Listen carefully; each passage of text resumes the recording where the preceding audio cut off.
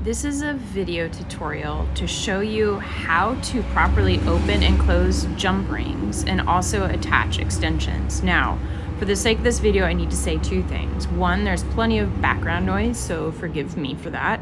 And two, I'm going to take this really slow so people understand clearly the steps that go into it. So the supplies that you're going to need are 2 needle nose pliers. Now, as a jewelry designer, I definitely have quite a selection. What you need is just 2 pliers if possible. If you don't have those, you can always use like a plier and a pair of tweezers or a couple tweezers. I will tell you though, tweezers are really hard to work with, but every woman should have a small plier set and jewelry repair kit, and they should know exactly how to do this. So I'm going to use 2 examples here. I'm going to show you how to open and close a jump ring, and I'm also going to use and demonstrate 2 extensions to show you, if you've purchased a piece of bad jewelry, how to add an extension should your bracelet not fit quite right because it's too small. Maybe you just want to be able to adjust it based on what other designs you're wearing at the same time. And the same thing goes with a necklace here. This is a very popular chain that we use in most of our designs, and I'm going to show you how to attach the extension to both, and then also how to move the Bad branded logo tag to the end of your extension so it looks complete and polished, just like our finished products looked. And the reason you might want to do this too is if for some reason you didn't properly measure your wrist before you ordered the bracelet and you received it and realized I need more length, or for some reason the chain length you ordered just wasn't to your liking and you wanted longer, or you want to be able to wear it with other necklaces, and adding an extension would allow you to adjust it for the day or your neckline or whatever you prefer. Okay, so the first thing I'm going to do is actually remove the jump ring. Now, if you have really good quality jump rings, which if you're buying nicer jewelry, you should. If you buy cheap, inexpensive jewelry, the jump rings aren't going to be so much like this. But you should be able to locate the seam. So jump rings are just small circles with gaps in between. Let me see if I can't focus. Yeah, here we go. I'm gonna drop that. Sorry, I have a little scrape here on my finger, but you can see these are just jump rings, right? And you can see a little closure and opening here. What you want to try to do is keep this opening as minimal as possible. And you can see how it's kind of like a C. You never want to pry the jump rings open like this. You always want to split them. So I'm going to demonstrate here for you. You can see I'm not using the needle nose of this plier. I'm using the edge. I find that I have a better grip. And you would just close it. Push it towards, pull it away, push it towards, pull it away. You can kind of see what I'm doing there. Let me do a different angle here. So I'm bringing my right hand, because that's my dominant hand. You can do whatever you want. As the hand I'm moving, and my left hand is the stabilizing hand. And I'm bringing my right hand, angling it towards me, and when I'm closing the jump ring, I'm bringing it, or pushing it further away from my body. Now, what you can do is, when you're closing it, right, when you're pushing it further away from your body and trying to close that gap, you can push it towards your stabilizing hand, and sometimes you can hear it click because the metals are rubbing up against each other. And if you can't hear it, there it is. Sometimes you can feel it. Sorry, it's going in and out of focus. But you can also make slight adjustments with your hand. So what I'll do is I'll run my finger across it to ensure that it's a clean closed gap, and make sure that I can't really feel a seam, because if there's any kind of gap, if there's any space, here's an example. If there's any space, the tiniest little chain will creep through that space or that gap, and your necklace or your bracelet will fall off. So you always want to make sure you're closing the gap. Don't leave a gap. And how you can do that is minor adjustments. Now, the more you adjust the metal, the weaker it becomes. So you want to make sure to just do this very few times. Do not open and close a jump ring as many times as I just did. If that's the case, you're almost for sure going to lose your jewelry. The other thing you don't want to do is clamp your jump ring like this. That actually weakens it a lot as well. So avoid doing that at all costs. Always open your jump ring separate like that. Again, don't separate it, don't pull it apart. Just a slight adjustment, and you'll actually create enough gap. Sorry, I'm bumping the tripod here. To slip your chain through. So I'm going to show you now. I'm going to take my extension, and I use my hand. I don't use the other plier because you're just able to move things around a lot easier. You have more grip, you have more control. So I usually hold the extension, the chain, at the tip of my finger, and then just slip and drag the chain through that jump ring.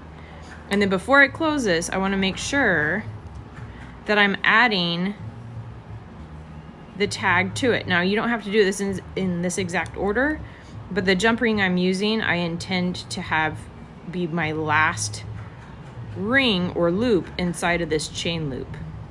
So I'm going to close this here. You can hear that click. I'm going to push the last bit of it. I have a little bit more control with my fingers, and it's flush. That's great. Okay, so now the extension has the tag on it. So I'm going to take one of the jump rings. Now, when you order a extension kit that I have, you're going to receive the extension length that you want and the color that you want, along with 2 jump rings. Why 2 jump rings? It's very common that a jump ring will pop off, not in a mouthy sense, but it'll like slip out of your grasp, and it's really hard to recover those in carpet. Believe me, years of doing that, there's many lost jump rings. Rest in peace. So you can see that this jump ring's already slightly opened. You might barely be able to tell that, so I'll try to get a little bit closer, but it's kind of already open, and that's really great because it's an indicator of where you're opening and closing it. Quality jump rings come this way. If they're closed, sometimes it's hard to find that seam, and trying to manipulate it open can mar the metal and make it look just really junky, and there's impressions in it, marks in it. It's just not as smooth. So another good thing about quality jump rings is they're flush. Where the metal is supposed to come into contact, it should be a straight cut, and the ring, when closed, should be absolutely flush, and it should be difficult to identify where that seam is, where that cut is.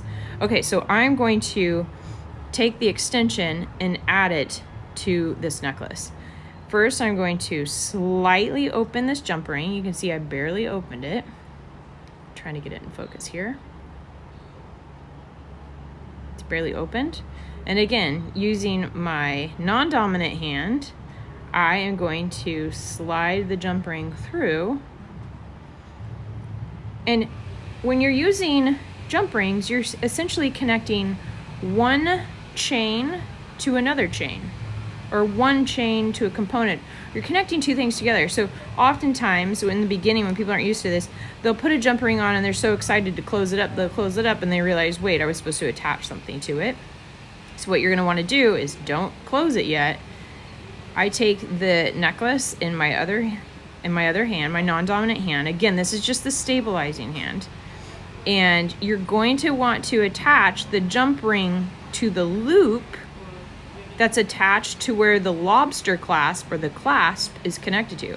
Because don't attach it over here, which is a common mistake, especially for new people. The whole point of you having an extension and an adjuster is so this lobster clasp can clip to anywhere on this extension, adding length to the chain and also making it adjustable. So I'm just holding my chain here in my stabilizing hand, locating the ring, I'm not attaching it to the lobster clasp, but the ring that the lobster clasp is attached to. And so, this takes a little bit of finagling, but connecting now my jump ring to that ring, and you can see it there. So I'm just gonna let that dangle. I've got a good secure grasp on it. And now I'm going to, again, I'm not using my needle nose like this. I like to use the edge. It's just a lot better grip. And I'm going to stabilize with my left hand and rotate my right hand to get the seam as tight as possible. And that looks great. There's a tiny, tiny black space, which you can't hardly see. You can a little bit there, but it's not open enough to where the necklace would fall out. And you just want to check the side profile of it too, and make sure that the ring is a full circle. It's lined up properly. You don't want a side to be sticking out further than the other because it's just an invitation for that gap to open up. So this is what it would look like, the end of attaching that. The extension on the necklace. And so you can check too before you put all your tools away. If you undo the lobster clasp, your lobster clasp should be loose on its own and the extension separate. And so this allows you to create, or to, put your necklace on and adjust it anywhere. So this 16-inch chain just added an inch here and another inch here. It can go up to an 18-inch chain, which makes it really, really convenient. Now let me show you again the same process, different color. And this is on a bracelet, but it's the same exact concept. So I'm going to detach the bad jewelry tag here. I use my hand a lot. You can see that here. I use my fingers a lot versus trying to manage it with this. The tools are an extension of you. And with any time that you can use your own fingers, do it. So what I do is I typically just rotate the jump ring until I can see the tiny, tiny, tiny gap or the opening in the jump ring. And then I grab it, one side of the jump ring, one side of that gap with one plier. Put my stabilizing plier, which is my left hand here, and then slowly, whoops, I lost my space, my place. There it is. Stabilizing left hand, rotating right hand, and I've just slightly opened it and you can see it there. There's the gap. And what I'm gonna do is remove the bracelet, which it's not coming off. It's because I need a slightly bigger gap. It is actually coming off, but I'm struggling. So just a slightly bigger gap. Removing the bracelet. Now I'm gonna add the extension to this jump ring because again, I want this little tag at the end. The tag just, anytime a piece of jewelry has a tag on it and it's branded, it just kind of gives it a slightly elevated look versus it just being some unmarked, inexpensive jewelry that you found at a cheap store. Okay, so now I'm taking a high quality jump ring. Again, if you have to order an extension separate after you've purchased another bad design, you'll get inside of the extension kit the chain extension that you need and 2 jump rings. So these jump rings will have never been opened or closed by the manufacturer or me, so they are good to go. They are still high quality and they haven't been manipulated at all. So I'm taking the jump ring, my right hand being my dominant hand is just a lot easier to handle, and then taking my left hand, my stabilizing hand, and just rotating the jump ring, the right side of my hand closer to me, so it creates this gap. See that gap in the jump ring? I'm gonna try to do a different angle. There you go. And I'm gonna hold it there, grab my extension, again using my fingertips to help me get the job done. I pinch the end of the chain and drag the chain over. Sometimes I have to move this a little bit or move the jump ring around. And if you need to open it slightly, do so to make it convenient. Just try to not open it a whole lot because you are weakening the strength of that jump ring. And you see how I just slipped there a little bit? I've been doing this for 15 years and I still have butterfingers sometimes. but without a proper grip on the jump rings, they will fly off like little rubber bands. Okay, so now that I have my jump ring, my chain slipped through the jump ring, my adjustable extension slipped through the jump ring, I'm going to take the end of the chain, which happens to be another jump ring, which is totally fine, and I'm going to slip it through that jump ring and close it up. Again, left hand stabilizing, right hand adjusting. You can kind of see a little bit me rocking it back and forth because I'm also pushing it in towards the other side of the jump ring. And there we go. You now have a bracelet that's adjustable with a 2-inch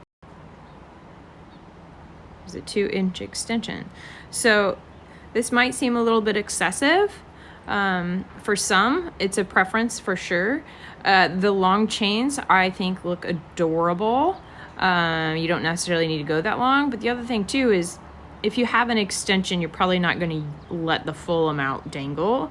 So this is like a 6.5 standard bracelet size with a 2-inch extension. And I have the lobster clasp locked down at about 1-inch extension. So you've only got 1 inch of a dangle, which I think looks really cute. And if you're worried about the sound level on these, it's really, there's not banging. It's not like bangles. So this is how you attach an extension, adjustable extension to your necklace or bracelet, and also how you properly open and close jump rings, which again, every woman should know how to do.